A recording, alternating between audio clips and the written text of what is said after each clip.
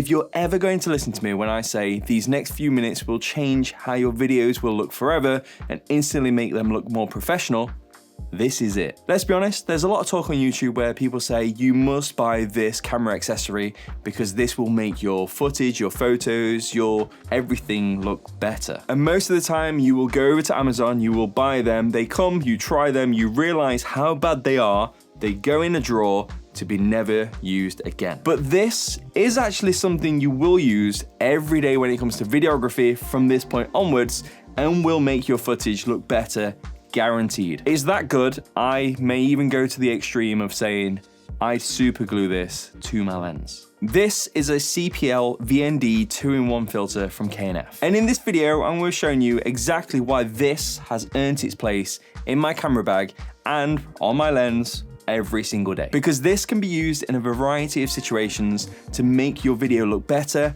bring back all that beautiful color, help get rid of some reflections, but more on that later. However, with this lens being what you could say a more affordable filter on the market, how does it affect your image quality? Why 2-in-1 filters are incredibly practical, but also one thing I'm just not so sure about. Now, first off, let's talk about the VND aspect of this filter. Admittedly, a lot of us know the importance of a VND when it comes to videography, but for those that don't know, VND filters or variable neutral density filters are filters that go on the front of your lens, and as you twist them, they get lighter or they get darker. And this allows you to control the exposure of the light going into your camera. Because ideally, when you're doing videography, you shouldn't be adjusting your shutter speed should stay fixed. However, there are times, especially when you're outside on a sunny day, that your exposure, no matter what you do, is always way too high for your image to look right. That's where a variable neutral density filter will come in. Pretty much anytime you do anything to do with videography, a variable neutral density filter should really be used. Now, this VND is a hard stop VND, meaning that you can only go so far before your VND doesn't get any darker. For this VND, you can get up to 5 stops of light reduction, but no further. But the good thing about that is that you don't get the X which you get on some of the more cheaper VNDs on the market. What you get with this one is what we see on some of the more expensive brands such as Polar Pro or Moment. So a welcome feature for sure. So now for the CPL part of this filter. CPL stands for circular polarizing, so what does that mean, or more importantly,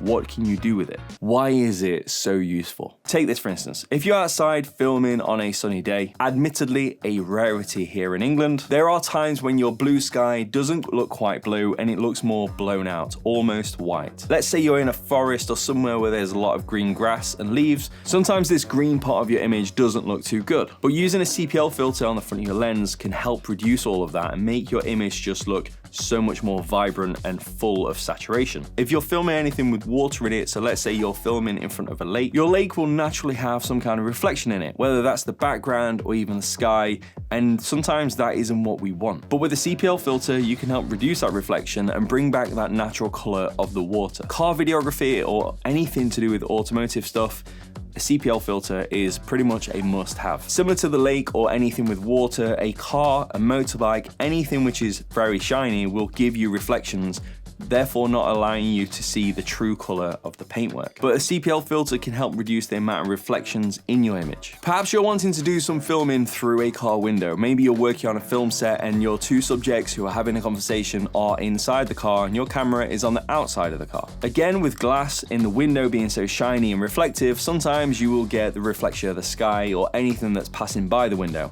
A CPL filter will help reduce that. And yes, we have already spoken about the horrific weather that we get here in England, but on that one sunny day of the year when you're wanting to film somebody outside in the sun, a CPL filter can be really helpful because it can help reduce the amount of reflection on someone's face, making everything just look a little more balanced and your image look a little bit more professional. But something I need to add in here is that with CPL filters, they don't always work as intended. For instance, with some reflections on cars, you won't be able to exactly get rid of all your reflections, you more move the reflections from one part of the paintwork to another part of the paintwork. I find that CPL filters look better on a lens which is from 24-35mm onwards, not so much at 16mm. And if you're wanting to increase the saturation of the sky, sometimes you have to be perpendicular or 90 degrees to the sun. So if you're facing the sun or facing away from the sun, these aren't going to work as well. But the thing is, that's with any CPL filter, not just specifically this one. And regardless, CPL filters are incredibly useful, VND filters are incredibly useful. With this filter, you get both in one. So why are 2-in-1 filters so practical? About a year ago now, I did a video about CPL filters, just CPL filters, no VND part. But because I only had a CPL filter and a VND filter, which were completely separate, when I wanted to use a CPL filter and a VND filter, you had to screw them together and then put them onto your lens. Now, the first thing that comes to my mind when I think of doing that is you are increasing a little bit more glass in front of your lens. Therefore, you have more chance of reducing your image quality, but you also have a chance of causing vignetting on the wider angle lenses. But there's one thing that gets overlooked massively when it comes to using two filters together, and that is just how practical it is to physically use them. The thing is, a VND filter spins, and so does a CPL filter. So once you start screwing them together and everything's spinning around and moving, and then you put that onto the front of the lens, everything just gets a little fiddly. And I'll be completely honest, and I know I'm gonna get a few comments, but when I've had to use two of these filters together, because it's so fiddly, I've always ended up taking one of them off, normally the VND filter, because I just can't be bothered with the hassle. And the thing is, we are using these filters to make our image look better. But by taking one of the filters out, you aren't making it really any better. You're just sacrificing one thing for another. And for example, when I was filming this top-down shot for this video, I actually got the CPL and VND filter stuck, and it took a couple of minutes to get that apart. It's just not practical. But now you don't need to do any of that because this is the perfect solution. So does this relatively affordable filter affect your image in a negative way by any chance? For the most part, for what I can see, I see no issues at all. One thing I have noticed is that this filter makes your image look marginally warmer than it would be without the filter. But that isn't something that I've noticed with just this filter. Even the more expensive filters can also do that as well. And I'd say the most important thing about this filter, or any filter for that matter, is that you should set your white balance and your tint after you fit the filter to the front of your lens. But as for any other issues regarding image quality, if there is something there, it's pretty damn negligible. No real cause for concern that I can see. But as practical as this filter is, there's one element of it